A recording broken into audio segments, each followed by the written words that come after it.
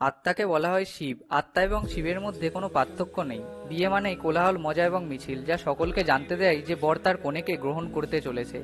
এমনই একটি মূর্তিমান শোভাযাত্রা হলো ভগবান শিবের। নরা ও নারী শিব যদি আত্মা হন, তবে পার্বতী দেহে বিশ্রামরত কুণ্ডলিনী। শিবের প্রথম স্ত্রী দেবী সতী যখন তার দেহত্যাগ করেন, তখন শিব তাকে খুব মনে করতেন এবং গভীর শোক ও বিচ্ছিন্নতায় পড়ে যান।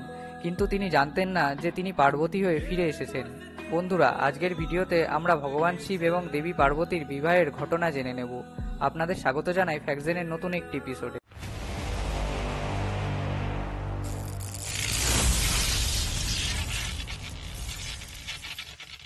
শিবের এই পরিস্থিতির সুযোগ নিয়ে অসুর রাজা তারকাসুর দেবতা ব্রহ্মার কাছ থেকে বর পান যে তাকে কেবল শিবের পুত্রই হত্যা করতে পারে। নিজেকে কার্যকরভাবে অমর বিশ্বাস করে তারকাসুর মহাবিশ্বের প্রাণীদের ভয় দেখিয়েছিল এবং দেবতাদের পরাজিত করেছিল। ইতিমধ্যে পার্বতী সতীর পুনর্জন্ম হিমালয়ের দেবতা হিমাবন এবং তার স্ত্রী অপ্সরা মেনার কাছে জন্মগ্রহণ করেন। শিব এত গভীর ধ্যান এবং শোকে ছিলেন যে পার্বতীর দিকেও তিনি তাকাননি।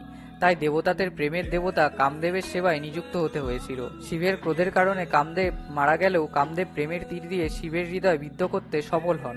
শিবকে অন্য দেবতারা বিয়ে করার জন্য অনুরোধ করেছিলেন। তিনি রাজি হয়েছিলেন, কিন্তু প্রথমে তিনি পার্বতীর ভক্তি পরীক্ষা করার সিদ্ধান্ত নেন।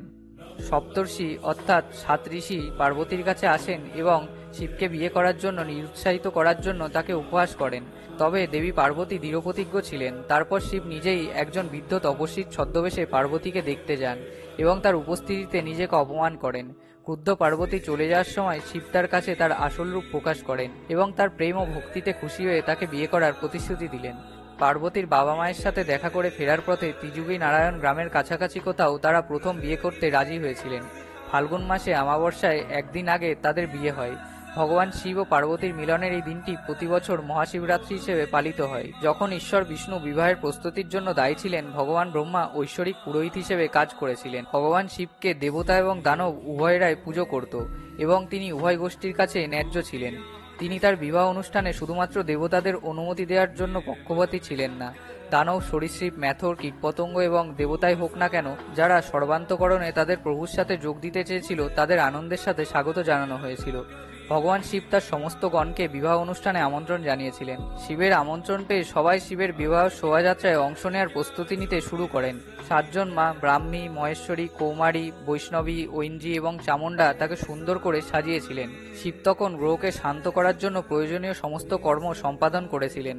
অবশেষে শিব এই অপূর্ব বিবাহ মিছিলটি শ্বশুরবাড়ির দিকে এগিয়ে নিয়ে গিয়েছিলেন। এমনকি নারদ এবং ভগবান ব্রহ্মা ও বিষ্ণু তার বিয়ের মিছিলে উপস্থিত ছিলেন। প্রথমত শিব নারদকে তাদের আগমনের খবর জানাতে হিমালয়ের বাড়িতে পাঠিয়েছিলেন। হিমালয় তার ছেলে মৈনাককে তাদের গ্রহণ করতে পাঠান। ময়না যখন দেখল যে বিয়ের মিছিল আসছে, সে কৌতূহলবশত নারদকে তার জামাইকে দেখার ইচ্ছার কথা বলল।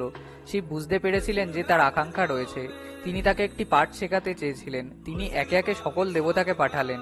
ময়না তাদের প্রত্যেককে শিব ভেবেছিলেন, কিন্তু পরে নারদ জানিয়েছিলেন যে এরা কেউই শিব নয়, শিবের পরিচারক। ময়না আনন্দিত হয়েছিল এবং ভেবেছিল যে পরিচারক এত সুদর্শন হলে শিব কত সুন্দর হবে। ঠিক তখনই শিব সেখানে উপস্থিত হয়। তার বিয়ের পোশাক ছিল বাঘের চামড়া এবং গলার হাড়ের জন্য একটি সাপ।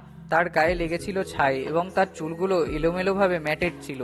তিনি তার বাহন নন্দী ষাঁড়ের ওপর চড়েছিলেন এবং তার গণ হিংস্র দেখাচ্ছিল। ময়না এই বীভৎস দৃশ্য সহ্য না করতে পেরে তৎক্ষণাৎ অজ্ঞান হয়ে যান।